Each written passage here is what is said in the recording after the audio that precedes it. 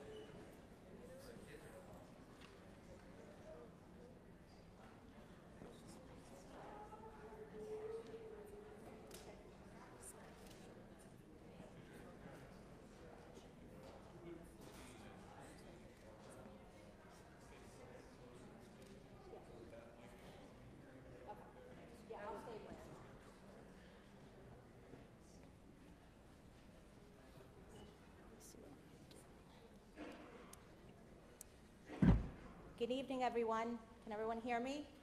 Yes? Hi, welcome. Thank you for coming to the Clarksburg, Northwest, and Seneca Valley Boundary Study, our first session of meetings, which is our information meeting. This is the second of two. We were going to have three, and unfortunately, due to weather, we had to cancel one of the meetings. So this is our second.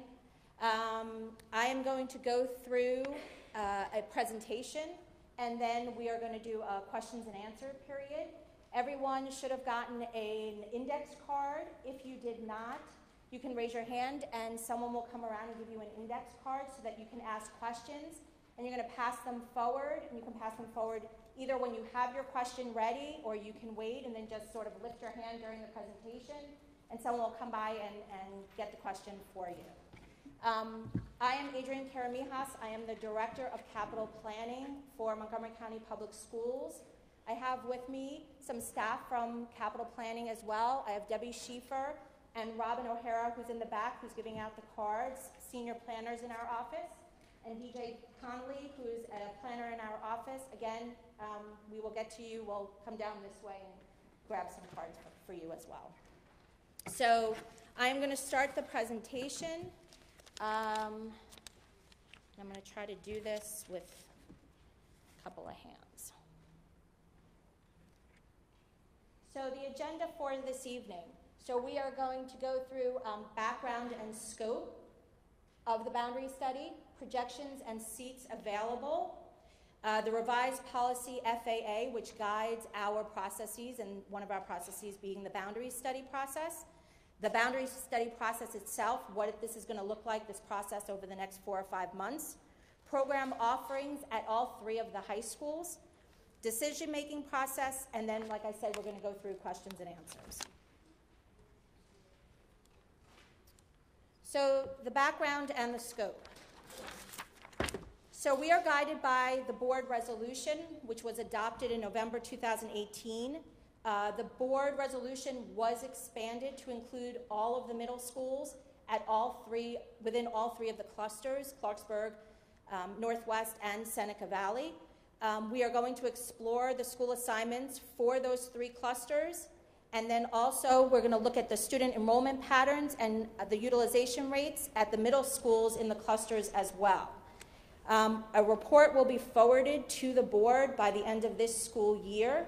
And we want to clarify, and that's why we underlined and bolded it, no elementary boundaries will change. So for example, if you have a student that goes to Cedar Grove now, Cedar Grove Elementary School, regardless of what happens in the boundary study and what is recommended, your student will still continue at Cedar Grove Elementary School. Okay? So the schools that are included in the boundary study, and we just wanted to give a little summary. So you can see Clarksburg, the 3 middle schools, Neelsville, Rocky Hill, and Hallie Wells. At Northwest High School, we have the 3 middle schools, Clemente, Kingsview, and Lakelands Park. And then at Seneca Valley, we have Roberto Clemente and Dr. Martin Luther King Junior Middle School. We know that there are some split articulations. So for example, Lakelands Park Middle School goes to both Northwest High School and Quince Orchard High School. This boundary study is only for these 3 clusters. So for example, if you are a student at Lakelands Park Middle School and you then articulate to Quince Orchard High School, you would not be part of this boundary study. You continue on to Quince Orchard High School. Hallie Wells, for example, split articulates. Some of the students go to Damascus. If you're a student at Hallie Wells and then articulate to Damascus, you will continue to go to Hallie Wells and then articulate to Damascus High School. Okay. I'll go on to the next page. Here is a map. This is the current conditions. So the maps that you see around the room, again, are the current boundaries for these areas. And we just wanted to sort of give a visual of what these look like. And I saw some cameras up too. The presentation that I'm doing tonight will be online tomorrow morning. We have our website noted in a couple of the slides, but we can, if you didn't, and actually also, I think also on the slide that you have in front of you. So all of this information will be online. Okay? And you can take a look at the maps after we go through the presentation and the questions and answers. So the projections and available seats. So as you know, we are building Seneca Valley bigger, almost 1,200 seats more to accommodate the overutilization at both Clarksburg and Northwest high schools. So you can see from the numbers, Clarksburg High School will be approximately 800 seats over in the last year of the 6 years, which is our planning period. We do a 6-year planning period, so it's in that last year, the 24-25 school year. Northwest High School will be approximately 700 seats over, and Seneca Valley, of course, is showing 1,200 seats available because that's what we're building it to when the building next door is completed and open. And so we wanted to also give, since we are looking at the middle schools as well, we wanted to give the numbers for the middle schools as well. So you can see the middle school enrollments. For Clemente, there are about 160 seats over. King, about 70 seats available, and Kingsview, about 62 seats. You can see, though, there's a little differences in the sizes of the school. Clemente is the largest of those 3 elementary schools. They're about 1,200 seats. That's what their capacity is.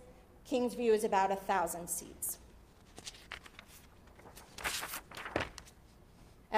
Continuing on with the middle schools, Lakelands Park Middle School is about 50 seats over, and Neelsville is just about at capacity.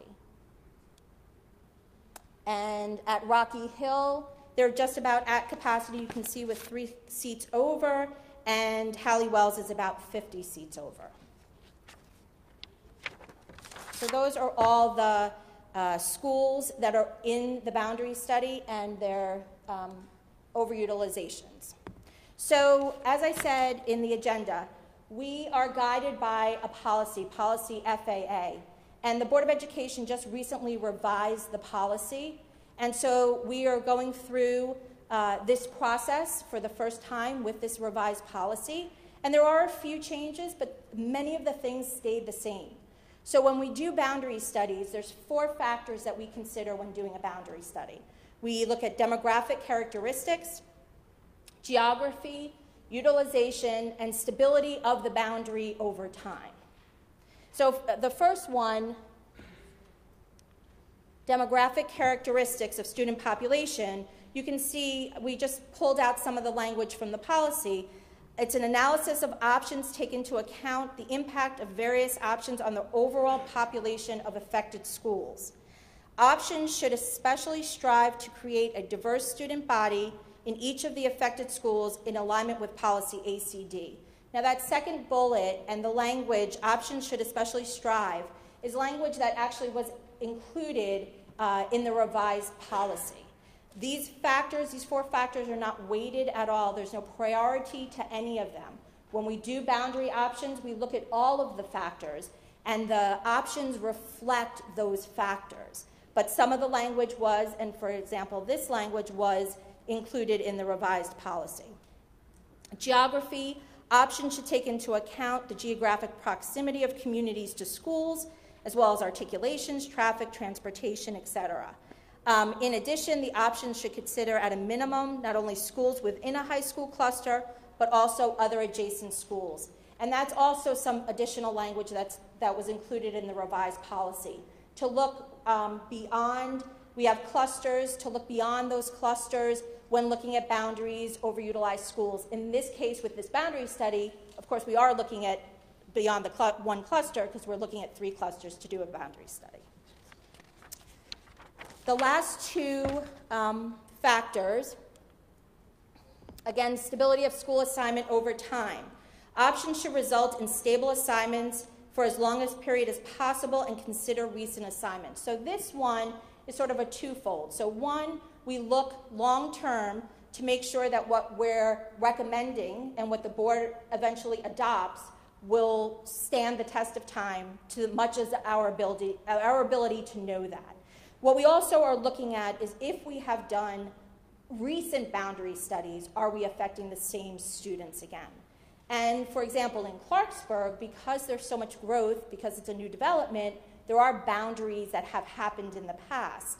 And so that will be a consideration when we're looking at the boundary options, but when we looked at the dates and when the school will open, the overlap is not there, so we're pretty comfortable that we won't have that as much of an issue as potentially it could have been. Facility utilization, again, sort of why we are here, because Clarksburg High School and Northwest are both overutilized. So the plans for when we look at facility utilization, the plans should result in facility utilization in the 80 to 100% range. When I showed the students and the overutilization, the two schools, Clarksburg and Northwest, actually add up to more than the seats that are available now at Seneca. And we know that going in, so we will try, it will be difficult to get into that 80 to 100% range, and we realize that, but that's the ultimate goal. So looking at that across the board at those three schools, how can we get and achieve as close as we can to that marker? Shared use of a facility by more than one cluster may be the most feasible plan in some cases. I talked about that as well. We have a handful of schools here in these three clusters that split articulate to do different clusters. Plans should be fiscally responsible. So next, policy factors. So the superintendent will provide a rationale for each recommendation that demonstrates extent to which each factor is advanced. As I said, when we do our options, each option is based upon one of the factors. So it could be an option is looking to achieve geography or demographics or utilization. There are going to be options that may work well for one factor and not as well as for other factors. We can get two factors that work well and two that don't work as well. It's tough to get all four factors perfectly in one option. And so every option that we will present will have a rationale of what the option does and then also what factor it addresses. While each factor will be considered, it may not be feasible to reconcile each and every recommendation with each and every factor. Okay. Also in the policy, it talks about using multiple strategies to obtain community input, which may vary according to the nature, size, and scope of the project.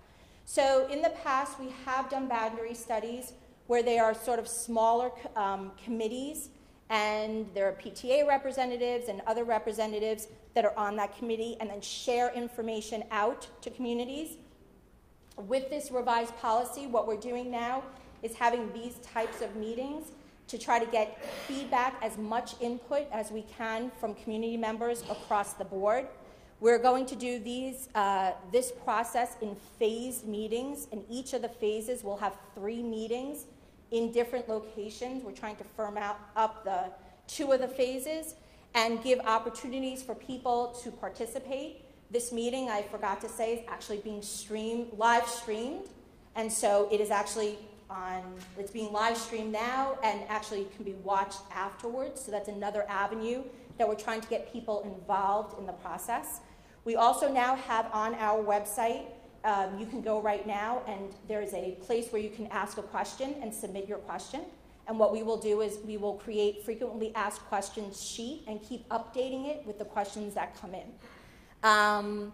We are going to do surveys, and the surveys are going to be part of the report as well. Once we develop the options at our next meetings, our next set of meetings, and have the options available, we will have surveys that ask you questions about those options.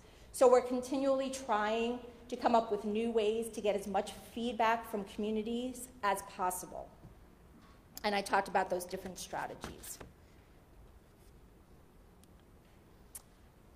So the superintendent directs staff to develop options to change school boundaries. So that is what our responsibility is. We are going to start that process. We have gotten questions already on this questionnaire from our website saying, have you drawn the boundaries yet? Is my child moving? No, we haven't started yet. So we are in the process now of just starting that, evaluating all of the boundaries, seeing what is possible, and we will be doing that. Staff develops options for community input to reflect a range of approaches to advance factors and provide rationale. So our next set of meetings, which will be in early March, and the handout says early March for the next phase, and then the third phase will be early April. We will be presenting the options, and that's when we will want your feedback. And again, we will have those surveys, questionnaires, different ways to get feedback regarding the options that are presented. And again, we're getting all that information so that we can provide it to the superintendent so that he can have that information when he's evaluating all the options. So the boundary process.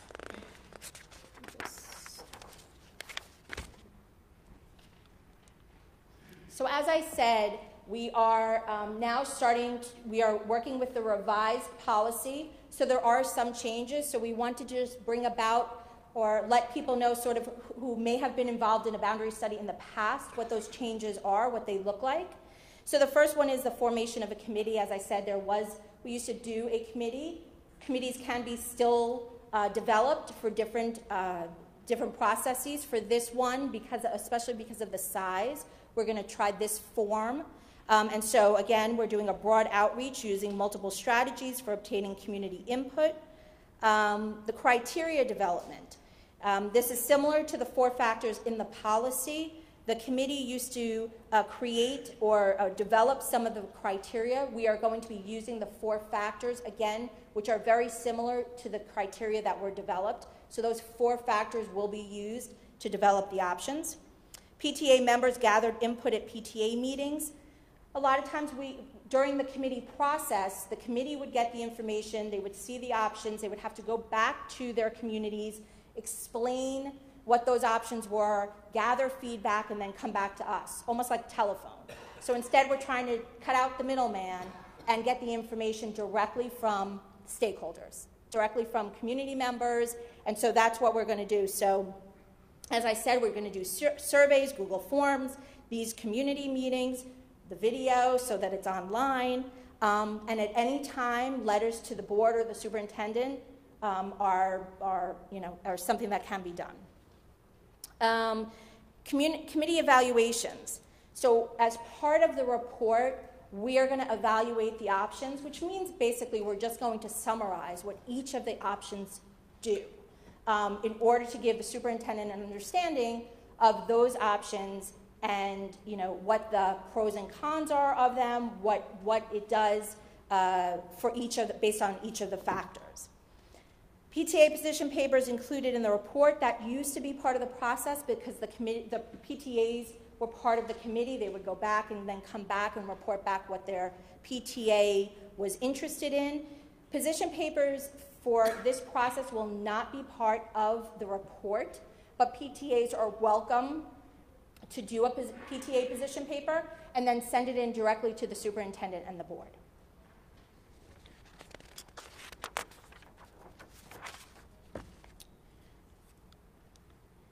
So the process. So it's just a little visual that helps you gives a sort of a timeline of what we're going to be doing over the next few months.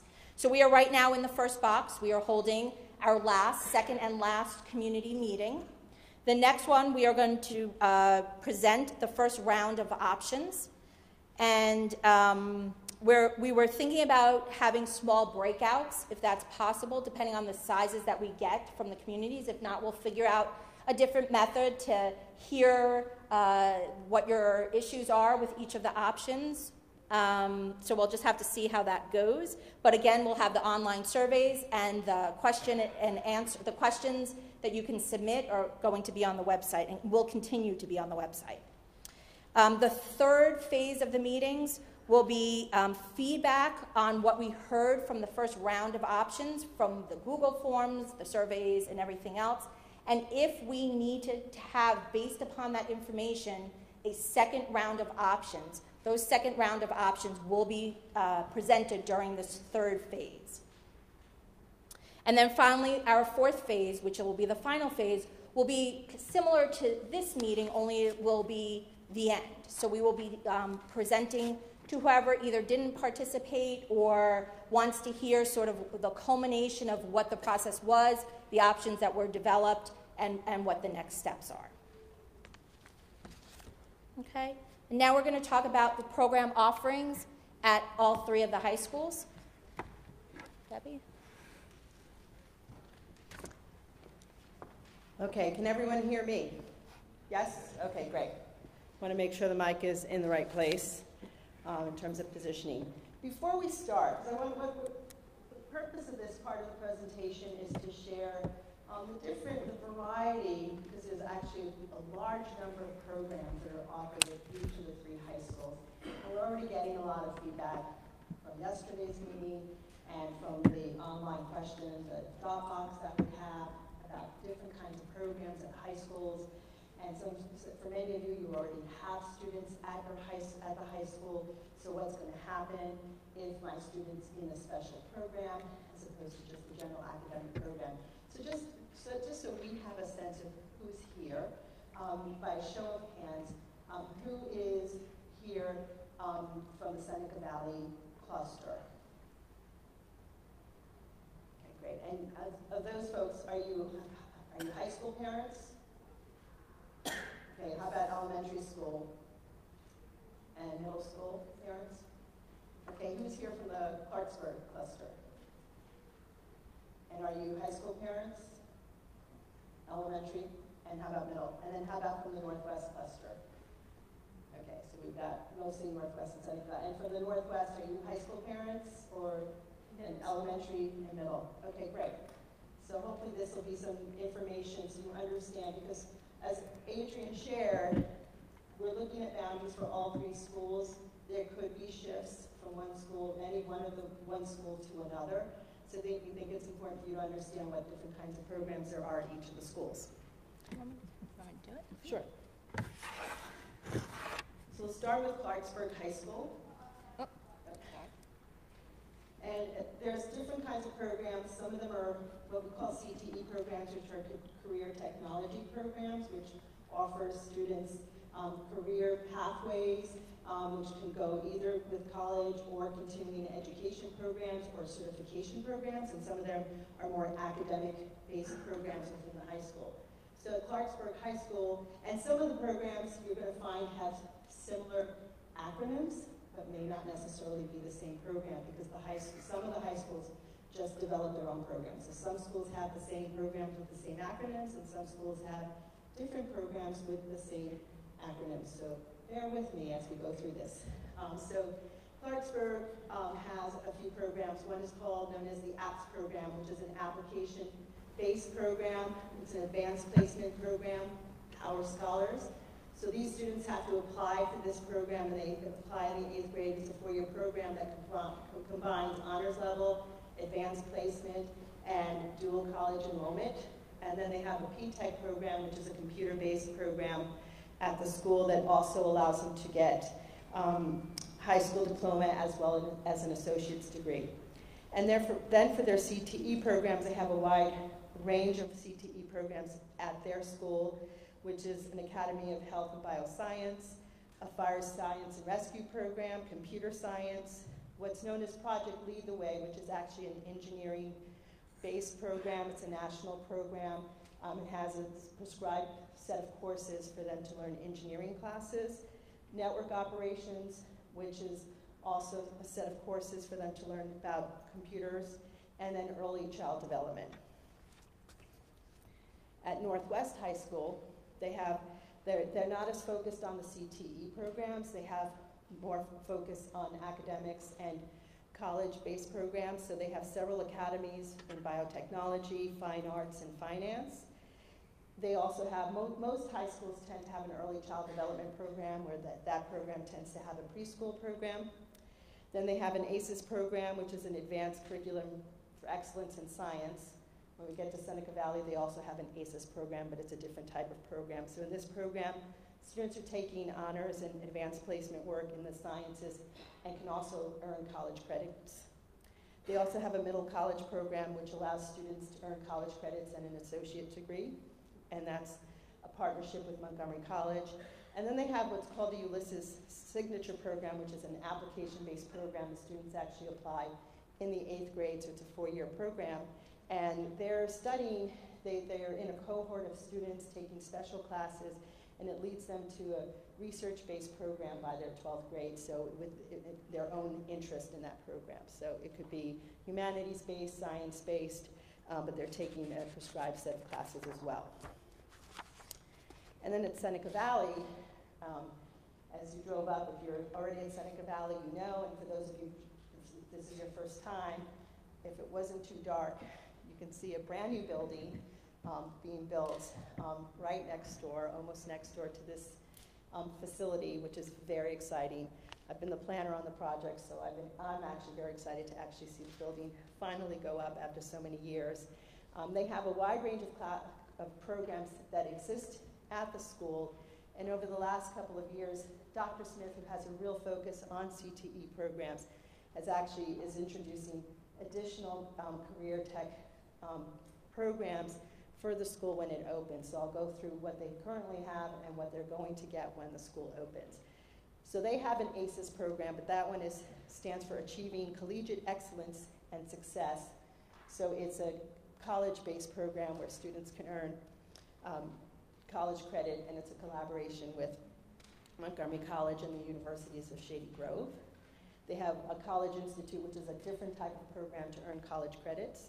They have the International Baccalaureate Program. Many of you may have heard of it as the IB program. So we have the IB program at Richard Montgomery, which students apply to get to Richard Montgomery, but the one at Seneca Valley is available to the students who attend Richard Montgomery at Seneca Valley. Then they have the Naval Junior ROTC program. So that is a program to get them trained to enter the military, so that any students who are interested in entering the military, it's a really wonderful program for students. And that program already exists, and we're designing a whole new set of facilities to really support that program. Then Seneca Valley also has a set of different academies within their CTE, some for the health professions. They have several academies of information technology for computer sciences. What's coming in the new building is construction trades and architecture and CAD technology. So for any students who are interested in either architecture and it works with the construction trades, students are going to have an opportunity to learn about program management, building management, carpentry, masonry, plumbing, HVAC, and construction electricity. And so those students can earn certification in those trades, and oftentimes even have opportunities for apprenticeships in those fields for their continuing education. There's already an automotive technology program that exists at this school, so we're just providing a much more up-to-date facility, and those students also get the opportunity to earn certification. There's going to be a cybersecurity program, which is a very high-demand, growing field. You listen to the news anytime. So that program is coming to Seneca Valley. As we said, early child development already exists, and as I shared for Clarksburg, we're also just started a Project Lead the Way program, so Seneca Valley is also getting that engineering-based program. So it just started a couple of years ago, and it's going to continue to grow, so they'll have the whole continuation of those 5 classes that students get, which ends in a capstone program where students are actually designing their own project that they're trying to get a patent. So students are actually trying to design something that's never been created before. So it's a really exciting program. So, next steps. If I just interrupt 1 second. If anybody has any questions that they've written down on their cards, can you just raise your hand quickly and we will come and pick them up so that when we're done with the presentation, we can start answering your questions. Thank you. Okay, thank you. So let's talk about what the next steps are after this meeting. Adrian's gone through it a little bit, but that's okay. You all have this. I think if you didn't get to pick up the schedules, you can take it back with you. There's some more in the back of the room on your way out. We're finishing up our public information meetings, which is our opportunity to share the information and what the process is and answer your questions, which we'll move into that part of this meeting shortly. The next phase, as Adrian shared, is going to be the opportunity for us to present the options, which I know most of you are probably very anxious to see. So that'll be forthcoming in early March, and as soon as we have the dates and location, which we're also diligently working, our staff is diligently working on identifying those locations and dates, we'll get that out to you through the Connect Eds. It'll be posted on our website, and we'll be working with the principals to we'll get flyers out and work with our principals. So we'll be getting that information out to you as soon as we have everything firmed up with the locations and have those dates. And we do plan to have 3 dates, and hopefully by early March, we won't have any snow issues. So let's keep our fingers crossed on that. And then, as Adrian shared, we'll have that second round. By April, we really shouldn't have, hopefully, any snow issues, and we'll have those dates as well. So the flyer will have all the dates for those TBDs. So when we have the information, you'll have all of that information. And then for the last phase, we'll have these public information meetings again to kind of tie everything up, share. Hopefully we'll have dates, hopefully for the board meetings, and I'll share what those next steps are after the boundary study is over. Can you advance? I'm sorry. It's okay. So next steps. Once this phase of the boundary study, you get through all of these meetings, present all of the options, gather all of your feedback, surveys, letters that we might receive, PTA position papers, we're going to pull that all together. The PTA position papers are separate, but all of the information from the surveys that we gathered and all the options, we're going to pull that all together into a report, and we plan to present that to the superintendent of schools and to the Board of Education, we hope by mid-July. I think some of it will depend on how many surveys we actually get to be able to summarize all of that. Based on the crowds that we're getting at these 2 meetings, we've been getting a nice number yesterday, and today we're getting a really nice number of people, which is really wonderful to see the interest and the engagement already that we're seeing. So we're expecting to see a big response as the options come out. So the point of the boundary then is we want to give Dr. Smith, superintendent, and his staff an opportunity to review it, digest it, and really kind of consider all of the input that's received from this process and from those surveys, review the options, and review that compared to the policy factors that Adrian went through in terms of the demographics, utilization, and the geography and the stability of schools. So he's going to be considering those same 4 factors that staff has taken into account with the options. And so that's what he's going to be doing with his staff throughout the summer, is reviewing that information. And his recommendation will be coming out sometime in October. So the next key date after this process is over is sometime, I would say around mid to late October, will be the superintendent's recommendation. And that's important. The superintendent makes the recommendation for the board's consideration. So the superintendent makes the recommendation, and it's going to be the Board of Education that makes the decision on this boundary decision, okay? Staff doesn't make the recommendation, and staff doesn't make any decisions. Our role in all of this is to develop the options and run these meetings, facilitate the meetings, and analyze all the information. So once the superintendent makes his recommendation in October, there's going to be a series of meetings with the Board of Education in November.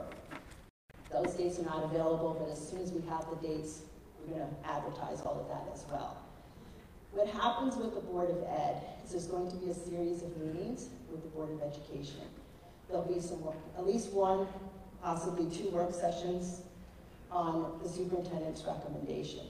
What's important for you as a community to understand is when the superintendent's recommendation comes out, it would be nice if everybody supports it. It may or may not happen. So if you are not supportive of the superintendent's recommendation, you can contact your board members and ask them to consider alternatives to the superintendent's recommendation. I always tell folks, the community, if you're supportive of the superintendent's recommendation, you should let the board members know. But if you would like them to consider something else, a different option that was presented, another idea, you need to let them know during that process of the work sessions that you would like what's known as the board alternative to be considered to the superintendent's recommendation.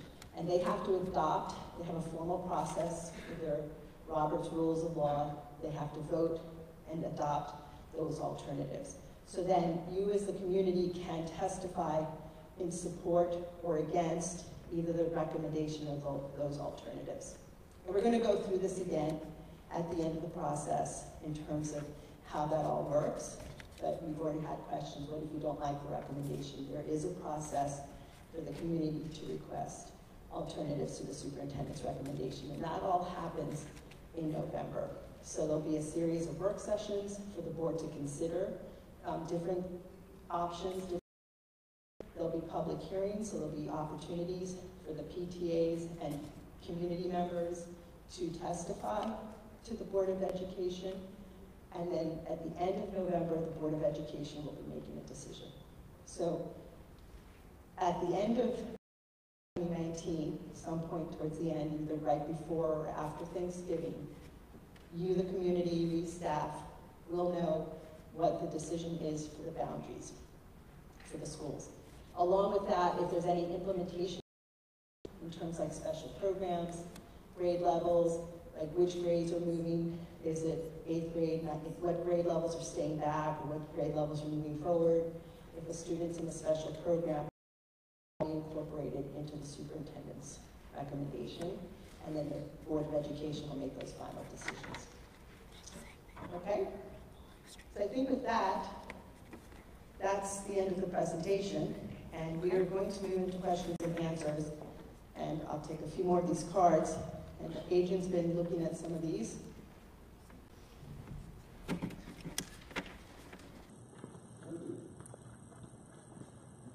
So I'll let Adrian start with the questions, and then we'll probably tag team, because our voices get tired.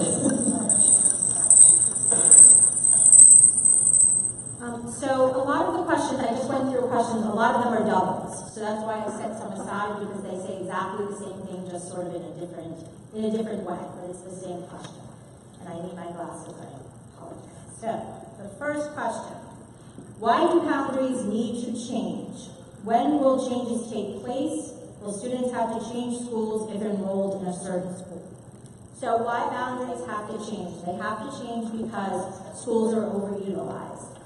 With 900 extra students at Clarksburg, it is difficult to run a program. It's difficult to have relocatables remain on site, for an extended period of time. It's difficult to run special programs like science labs. So we are trying to have our schools, as I showed before in the slides, at an 80 to 100% utilization. So for both Clarksburg and Northwest, both of those schools are overutilized, which is the reason why we, when we did the revitalization for Seneca Valley High School, we expanded it to accommodate that overutilization. When will the changes take place? So Seneca Valley will be completed for the September 20 school year, so for the 2021 school year, so we'll be open September 20. So the changes, the school assignment changes will take place for that school year, for the 2021 school year. Well, students have to change schools if enrolled in a certain school. So when we go through the boundary study process, if the option is a reassignment, so that reassignment would then have to happen in order to alleviate the overutilization at those two other schools. Now that being said, there were a number of questions, so I'll just sort of answer it now, and when I get to it, we'll skip through it.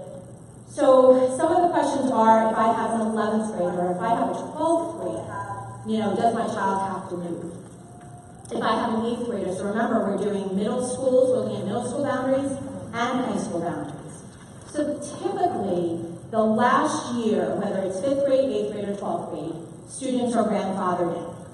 So at the middle school level, for this boundary study, we are grandfathering the 8th grade students, which means if you're an 8th grader in September of 20, you remain at whatever middle school you are currently in, if it was a middle school assignment change. At the high school level, it has usually been 12th graders.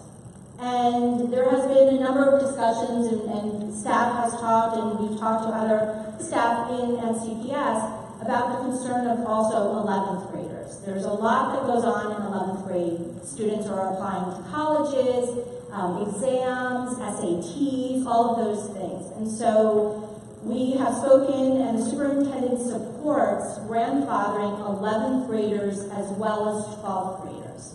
So our options, when we show enrollment, so that means it'll be a 2-year implementation if you're moving whoever out and the reassignment occurs.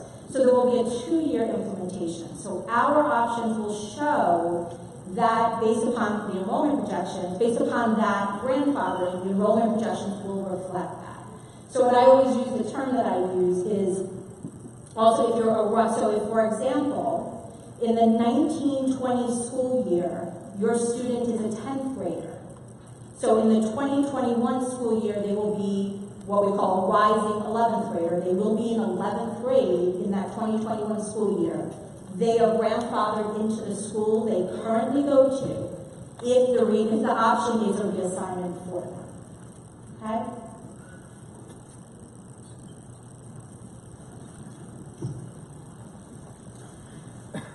Are you considering the transportation resources during the boundary evaluations?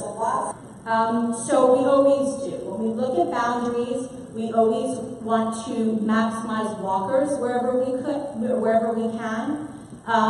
We do look at, the implications of busing students from different areas, and so that's part of the geography factor. So again, when we're doing options, there could be a really good option that really focuses on the geography and makes a lot of sense and maximizes walkers. But when you look at the other 3 factors, it may not work as well. So there will be options that certainly maximize geography, that maximize the walkers, in the mix of all the options that we will have.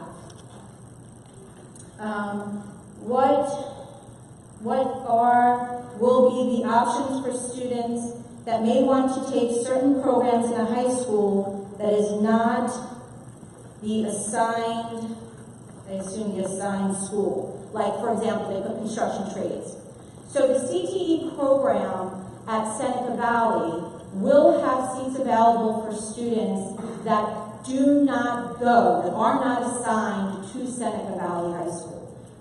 Similar to the way Thomas Edison School of Technology that is in the Downtown County Consortium is, that you can go and participate in those programs. So that is definitely a possibility for these CTE programs, regardless of whether or not you are a Seneca Valley student.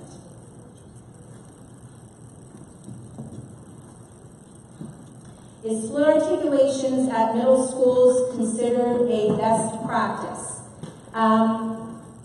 It is something that has to sometimes occur, and for a number of different reasons.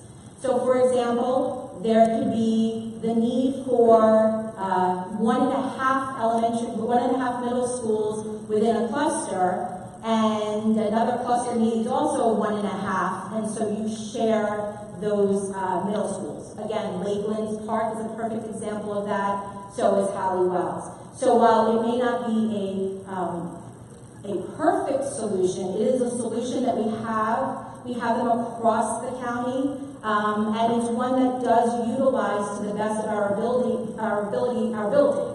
Because if we can't fully populate the building, then half of it or a part of it could stay empty, and so we want to fully utilize the buildings that we have. So split articulations do happen, and we have them also at the elementary schools as well. There are some elementary schools that split articulate.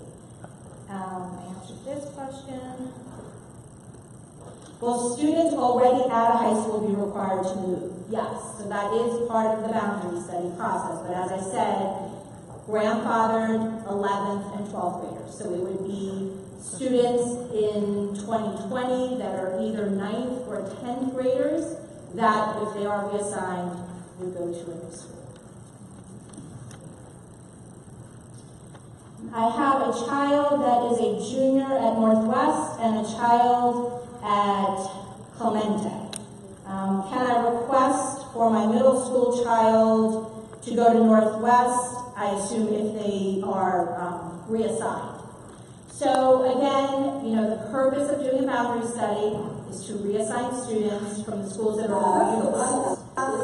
What we say is there is a process. It's called the COSA process, which is a change of school assignment, where parents can apply for this process.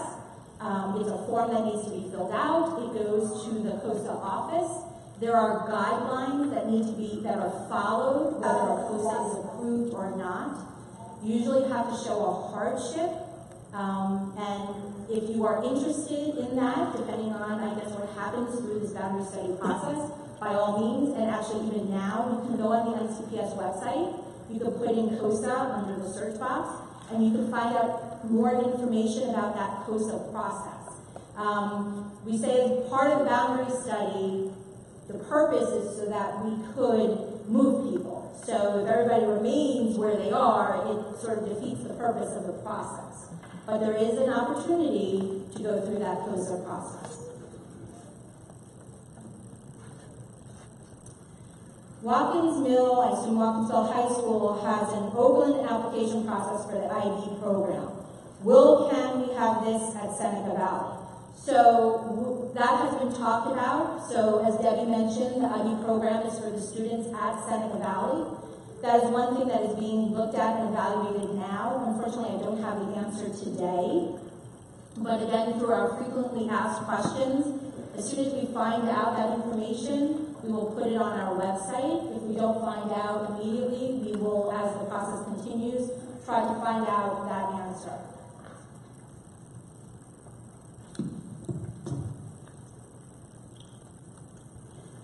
Will students from other clusters be able to apply to the trades program? Again, there will be open seats similar to Edison, where students will have an opportunity. So there is, Edison is down county, Seneca Valley is now sort of the mid-upper county. So there will be sort of a line between, if I'm, depending on what cluster I'm in, would I go down to Edison or go down to Seneca Valley? But if you're in this area, there will be an opportunity to apply into the CTE program.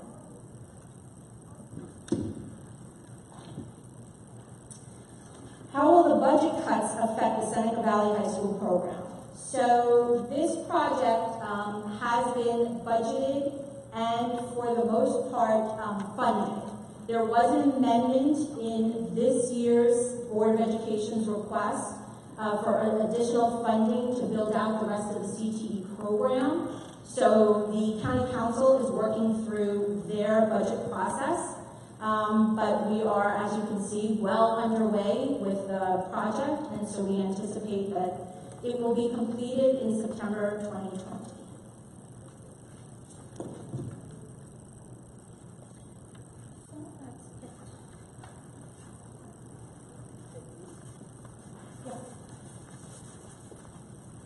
Okay, I have a few more here, and if there's any more, you can pass them up to us. Part of this question was already asked, but there's a second part. When will the final options be implemented?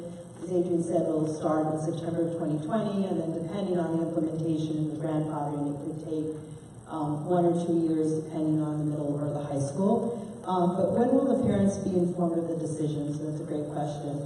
Once the boundary decision is made, particularly because we are talking about middle and high schools, that's the end of November, and student registration usually starts end of December or usually early January. We'll be reaching out to the schools that are affected by the boundary changes right away, which is something that we do as a matter of course. You go to the elementary school, we give them a list of students that are going to be part of that boundary change, so that they can reach out to the students and parents and start working with them. And then usually the schools start working with each other. So particularly for middle school and high school, where students will have to be working on registration, so they would be switching schools. We'd be working with them, giving them those names so that they can start working with the other schools, guidance counselors and things like that. So we'd be on it right away. We've got all those, we're able to generate that very quickly. And then, I know some people came in late, so are the current elementary boundaries going to be affected by this? No. No elementary school boundaries are going to be affected. We're not looking at elementary school boundaries as part of this boundary study. So this is about middle schools and high schools. But when will the parents be informed? When you mention PTAs as stakeholders, do you mean all of the 3 high schools or all middle schools? This is everybody. So we're talking elementary schools, middle schools, high schools. We want to hear from everybody because it's not just about the high schools. I mean, it was great to see that we have elementary school and middle school parents here. And we want to hear from those PTAs as well because they're also stakeholders and their students are going to be impacted by that. In some ways, the high school parents, there's fewer high school students that are current high school students that are going to be impacted by this change. It is the younger students that are coming up and are rising students that will be, so they're all included in this. And can you give a link to the Google form? Not yet. Hasn't been created yet. So once the options are presented, the Google form will be available, but we don't have the Google form yet. So it's hard to give a Google form when we don't have options, but as soon as we have it, it will be. Yes, questions. Any questions, you can ask questions right now on the Dropbox, but once we have the Google form, we'll get it out to everybody like we've been advertising everything else.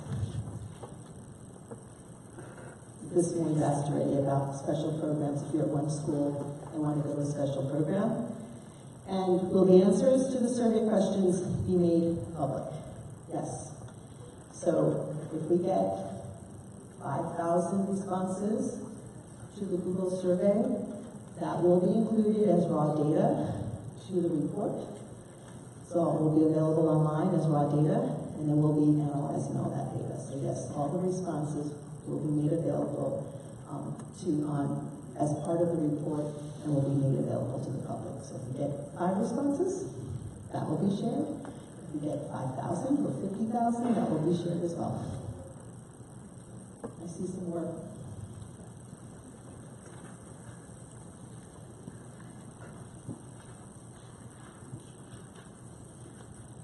It says, will my current Seneca High School students get reassigned to a different school? We don't know that yet. So at this point, as Adrian said, we have not started developing the options yet. We often get accused of that we've got the options in our back pocket, but we actually don't. So we don't know what the options are yet. So at this point, we've been getting those kinds of questions. We live at this address, we have a student in this grade, we don't know who might be moved. Once the options come out, we'll be able to see who might be moved. Okay, so at this point, we don't know if any students from Seneca Valley are going to be moved out to bring more kids in. Okay? Any more questions? Want me to take some? Will Seneca Valley High School get additional counseling staff in advance of opening in September 2020 to accommodate the need of incoming registering students? So that's an operating budget issue. We're capital budget. I don't know what's going to happen in advance in terms of staffing, but you will get additional staffing commensurate with the number of students coming to the school. So I think that's a really good question, that if they know that there's additional students coming, how they're going to handle that registration. So I think that's a kind of question, that's a kind of implementation question that we need to bring back to our colleagues in the operating budget, because if Seneca Valley knows they're getting 400 more students the year prior, is what kind of impact does that have on the counseling staff for registration? So whoever gave this question, thank you, because that's really a very good question. Is additional staff needed the year prior to help with that, or is it the year, just the incoming year? So we'll definitely share that with the operating budget. If the Rising Sophomore in 2020 is in a multi-year special program, such as Ulysses, will they be required to change school or Academy of Fine Arts? So I think Adrian started touching on this. We don't have the answers yet to all the special programs at each of the schools that we have here in terms of like a Ulysses program. which doesn't exist at other schools. And we've been discussing this in-house already. What we plan to do as staff is we're going to be reaching out to our colleagues in the curriculum office and start talking to them about each of these special programs so they can do a crosswalk to find out, are there other programs at other schools that if they were reassigned, are there opportunities at other schools that could meet their needs, or are there not? And so what the plan will be is by the time the recommendation comes out from the superintendent, he will have to list and lay out each of those programs to say, if your child is in Ulysses program in such and such grade, what is the implementation going to be? What is that recommendation? So we don't have the answer to that right now. We'll be working with our staff to determine, with the staff, with our colleagues in curriculum to make those determinations. Our expectation is that for some programs, there'll probably be some exceptions made and perhaps some grandfathering done, but we don't know which programs those are yet. So at this point, we don't have those answers. But that's why we're here. We're getting these kinds of questions so we can share that with our colleagues so they can make those determinations, because we're not the experts on program. We're the experts on facilities and boundaries, and so we work together to collaborate on that. With transportation, our county transit options, IDON, and bike lanes included in geography? It's a good question. In other boundary studies, we have looked at those kinds of opportunities to see if that can help. What we often find is that ride-on isn't always helpful, but we will take a look at that with our transportation colleagues to see what options we're looking at, and if students could take ride-on to get to one school or another. It's not going to be our main criteria necessarily, but we can take a look at that. And I know in the past, if changes are made and students live in a certain area, we can work with ride-on to make changes to transportation, especially for after-school activities. So if there was a change in a boundary and we know there's a large number of students, we can talk to ride-on to see if adjustments can be made to ride-on patterns to help with those kinds of things.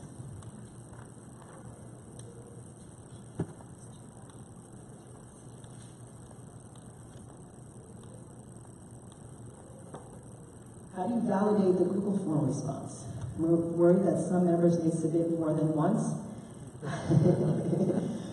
It may impact the decision process. Actually, there is a way to validate that with the IP address, right?